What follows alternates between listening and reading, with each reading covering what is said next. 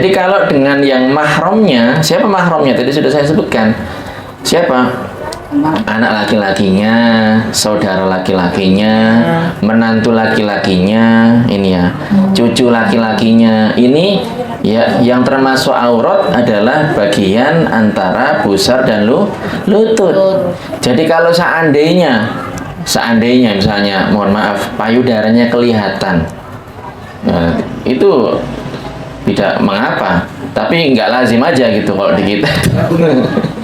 Itu ya, jadi seperti itu. Jadi kalau seandainya kok pakai, biasanya kalau orang-orang zaman dulu kan klemben apa? Kemben ya, bukan klemben itu. Kemben lah itu. Nah, klemben sama jajan itu. Ya, misalnya pakai seperti itu di rumah, kelihatan sama menantunya, tidak berdosa. Menantunya bagaimana? Kalau melihat bagian itu dari ibu mertuanya, tidak berdosa dengan catatan tidak syahwat. Nah, itu begitu. Kalau dengan suaminya terserah dari ujung rambut sampai ujung kaki suaminya boleh gitu. Nggih, itu makanya tadi ada perinciannya. Nggih. Itu auratnya perempuan. Jadi ada perbedaan hukum. Kapan, apakah di halayak umum ataukah di dalam rumah gitu. Dan sekali lagi, menantu itu adalah mahram. Jadi kalau panjenengan yang sudah punya anak perempuan, sudah bersuami, maka suaminya anak perempuan ini adalah mahram. Kenapa? Karena nggak boleh dinikah selama-lamanya. Jadi walaupun anaknya meninggal misalnya, jadi ada seorang perempuan punya putri, sudah bersuami, putrinya meninggal, kemudian disuruh rabi-rabi, nggak nikah-nikah. Ya, nggak boleh misalnya nikah dengan ibu mertuanya karena kilingan dengan istrinya, nggak boleh, haram untuk selama-lamanya ini, nggak boleh. Ya, itu ya. Dan ketentuan hukum berikutnya, kalau seandainya bersentuhan itu tidak membatalkan wudhu. Jadi panjenengan misalnya mau sholat gitu, kemudian menantunya mau berangkat kerja atau baru datang atau pamit misalnya, saliman, cium tangan misalnya, wudhunya tidak batal. Begitu juga kalau seandainya bapak suaminya ibu-ibu ya, kemudian ibu punya anak laki-laki, punya istri, kan menantunya bapak ini. Nah, ini juga tidak membatalkan wudhu. Nah, alhamdulillah. Paham ya ibu-ibu? Ya, jadi ngerti kan sekarang? Nah, ini keutamaannya ngaji. Jadi itu termasuk masalah aurat seperti itu. Permasalahan yang lain bagaimana? Nah, ini. Laki-laki dan perempuan ini ada batasan-batasan syariatnya. Ya. Di antaranya adalah tidak boleh dua orang, laki-laki dan perempuan ini ya, berkumpul dalam tempat yang sepi walaupun tidak ngapa-ngapain. Ya awalnya nggak ngapa-ngapain, setelahnya jadinya mengapa-ngapain itu karena setan di situ yang menjadi pihak ketiga. Iya, yang menggoda, merayu, membujuk dan mengelabui itu setan itu. Makanya harus hati-hati. Jadi tidak boleh berdua-duaan ya. Kemudian termasuk hukum yang khusus bagi perempuan adalah perempuan itu kalau keluar jauh gitu, itu harus ada yang menemani, mahramnya, suaminya. Nah, ini harus ada yang menemani. Kalau nggak ada mahramnya, putranya, ketentuannya seperti itu. Nah, ini kalau laki-laki dia lebih longgar gitu. Kenapa? Ini tujuannya adalah untuk menjaga perempuan.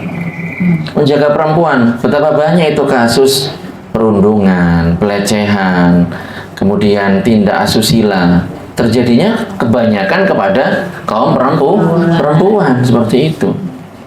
Pernah ada kisah itu kan, ini sampai seandainya pun yang menemani itu adalah calon suaminya, tidak boleh juga, karena belum halal.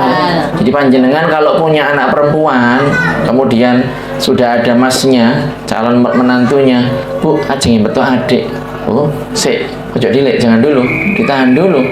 Kenapa? Karena masih belum halal, gitu. Ada kejadian ini ibu-ibu. Jadi ada perempuan itu dibawa keluar, dibawa jalan-jalan begitu. Sudah izin kepada orang tuanya, sama orang tuanya sangat amat disayangkan, diizinkan. Dibawa jalan sama ini calon suaminya. Calon suaminya sudah lamaran ini. Tinggal akad. Nggak serantanan, nggak kanti. Di tengah jalan itu, ayo dek, sama wis mari, wis tak lamar dan seterusnya. Sudah tunangan. Diajak berhubungan badan, nggak mau ini, jangan mas, kita belum halal ini. Suaminya ini emosi, suaminya siapa tadi? Calonnya ini emosi, dianiaya, si perempuannya dianiaya. Akhirnya minta batal. Belum apa-apa saja sudah berani melakukan kekerasan fisik seperti itu, apalagi kalau sudah berumah tangga. Makanya harus hati-hati. Itu ya. Kemudian lagi termasuk yang membedakan laki-laki dengan perempuan adalah dalam urusan sholat berjamaah. Dalam sholat berjamaah ini semuanya mendapatkan fadilah yang sama.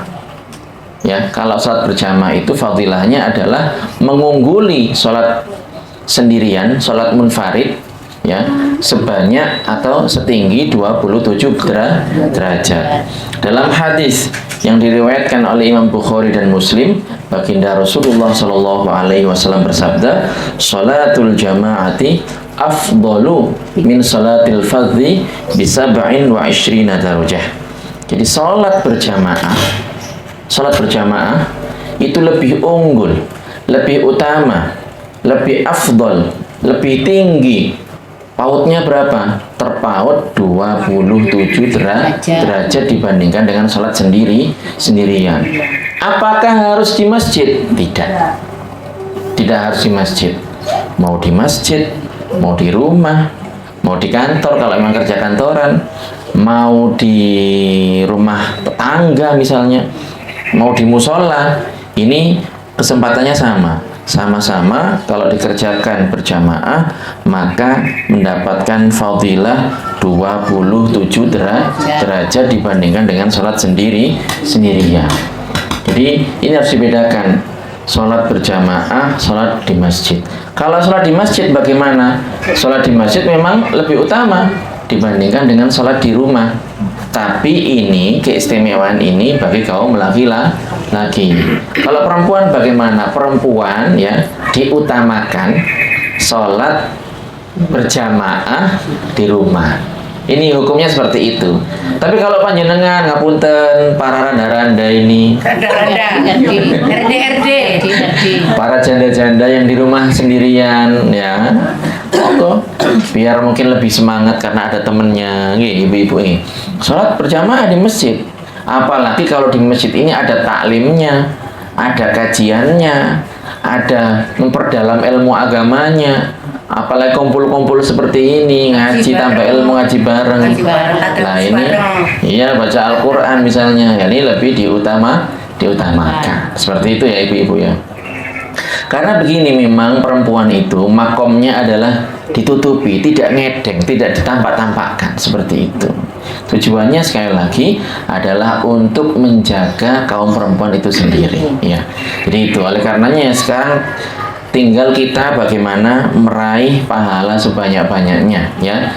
Adapun tadi sudah saya sebutkan, yang penting kita mengerjakan sholat berjamaah. Nah, adapun di masjid laki-laki perempuan tadi sudah kita sebutkan tidak ada bedanya. Mau di masjid dekat, masjid jauh, tidak ada bedanya. Mau di masjid sini maupun di Masjid Agung Raudhatul Jannah gitu, kalau di Probolinggo Kota itu, atau Masjid Akbar Surabaya, atau Masjid Istiqlal sekalian sana di Jakarta, ini tidak ada bedanya, pahalanya sama. Nih, pahalanya sama. Semua masjid itu nggak ada bedanya, dekat jauh nggak ada bedanya. Yang membedakan itu adalah ada memang 3 masjid yang ini fadilahnya lebih dibandingkan dengan masjid-masjid yang lain. Yang pertama Masjidil Haram, kemudian Masjid Nabawi, dan Masjid Al-Aqsa. Masjid Al-Aqsa itu kubahnya yang warnanya apa ibu-ibu? Kuning. Bukan. Emas. Bukan. Yang warnanya abu-abu.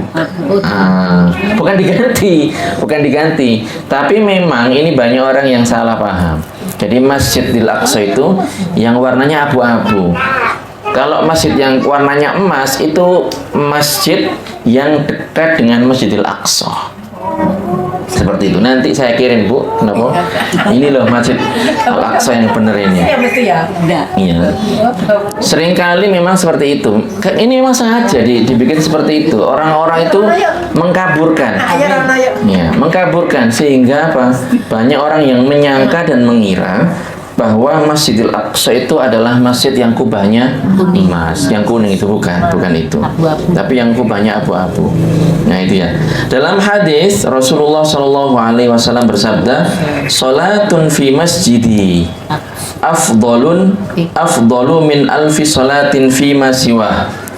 Ya, kata Rasulullah, mengerjakan sholat di masjidku. Masjid mana berarti? Masjid Nabawi. Di mana? Di Madinah. Ya. Kata Rasulullah, sholat di masjidku, yaitu Masjid Nabawi, ya, itu lebih utama daripada 1000 sholat di masjid selainnya. Jadi kalau kita sholat sekali saja di Masjid Nabawi, kata baginda Rasulullah, itu lebih utama daripada sholat 1000 kali di masjid manapun. Kecuali, ada pengecualiannya ini, kecuali ya, dalam hadis disebutkan siwa illal Masjidil Haram, kecuali Masjid Al-Haram. Mana Al-Masjidil Haram di mana ini? Di Makkah, ya. Kalau Masjidil Haram ini ada keutamaan tersendiri. Wa salatun fil Masjidil Haram afdalu min mi'ati alfi salatin fi ma siwa.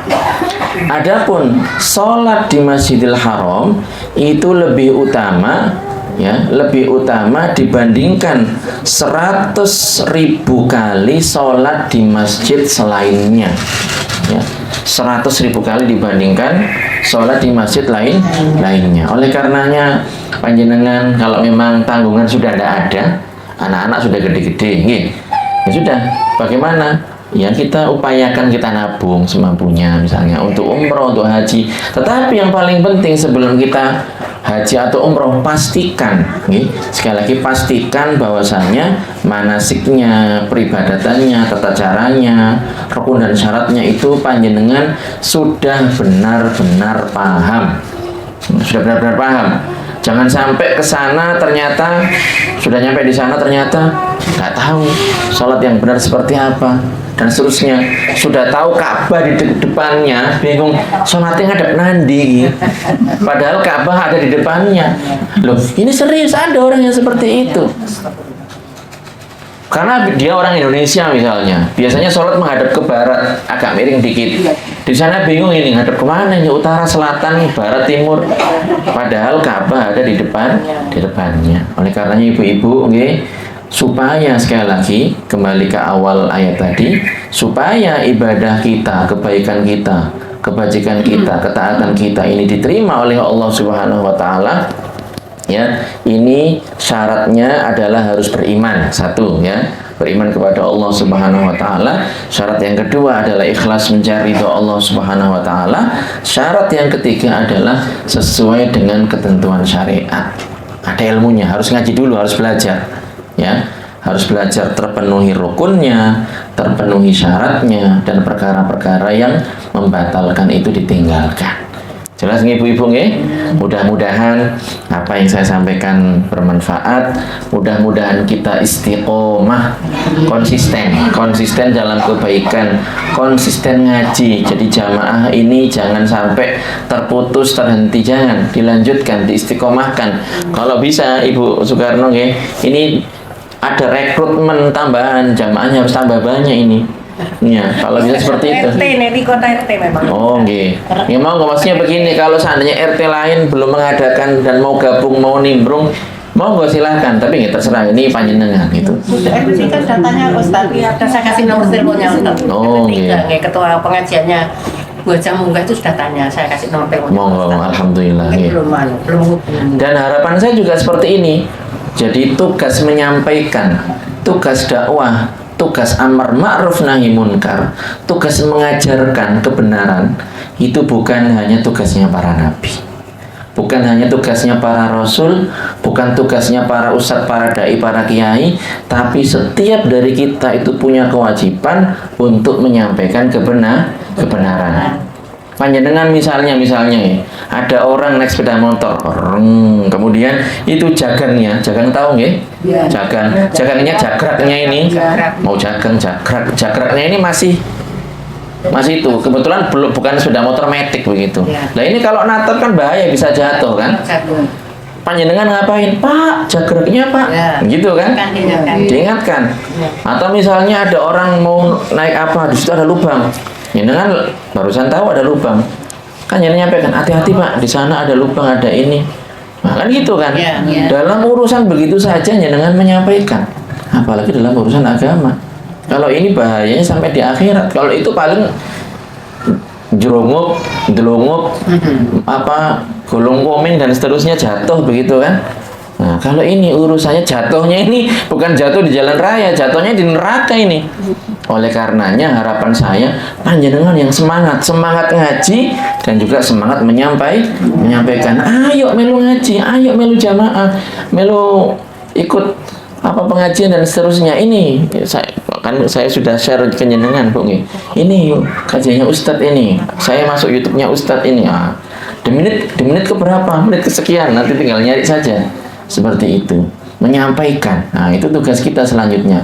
Kita sudah tahu kebenaran, maka tugas berikutnya adalah menyampaikan kebenaran yang sudah kita ketahui. Mudah-mudahan kita diberikan kesehatan lahir dan batin oleh Allah Subhanahu wa taala, kebahagiaan lahir dan batin oleh Allah Subhanahu wa taala, serta keselamatan baik di dunia maupun di akhirat. Demikian yang bisa saya sampaikan ibu-ibu, kurang lebihnya mohon maaf. Terima kasih atas perhatian. Tak tahu ini sudah cukup. Kalau memang mau ada pertanyaan, ya monggo silahkan. Tapi saya tutup dulu, nanti kita sambil ngobrol santai, silahkan.